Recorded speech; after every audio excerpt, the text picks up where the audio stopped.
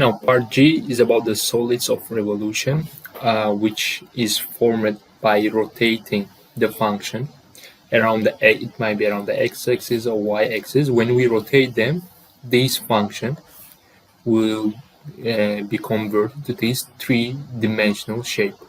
Okay, and to find the volume of these shapes, we are going to use integration. So what's the main idea is, if you imagine this shape as a infinitely many circles, so to find the area of each of these circles is what? It's actually, we know that it's pi times r squared. But the radius of each of these circles are actually the value of the function at these points.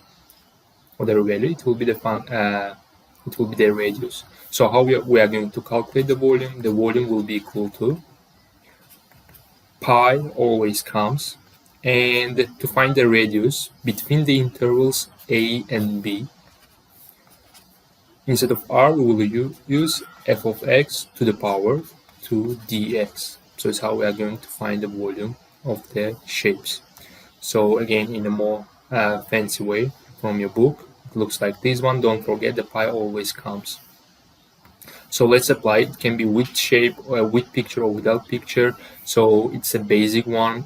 Let's try to calculate the volume. The question is to find the volume of this shape. So it will be between 2 and 4 pi as a constant, and our function is x squared dx. So what it will be, pi 2 and 4, it will be x to the power 4 dx. So it's actually pi times x to the power 5 divided by 5 between 2 and 4.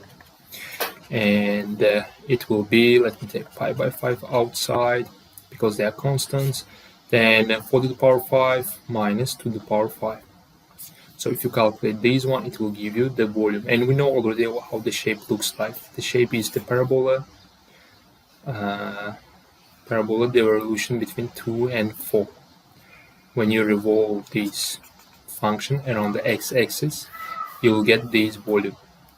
Now, which shape again? Let's go with this one.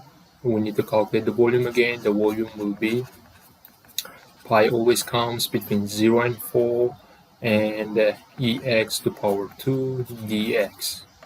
So again, it will be pi e to the power 2x, its integration. What will be e to the power 2x divided by 2 between 0 and 4.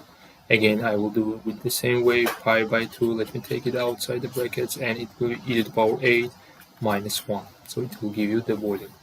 Now, it's not only around the x-axis, it also possibly can be around the y-axis. How we calculate the area, you will do, again, the function should be invertible. You find the inverse of the function, and you have to write with respect to y at the row x. It should be with respect to y, your constants.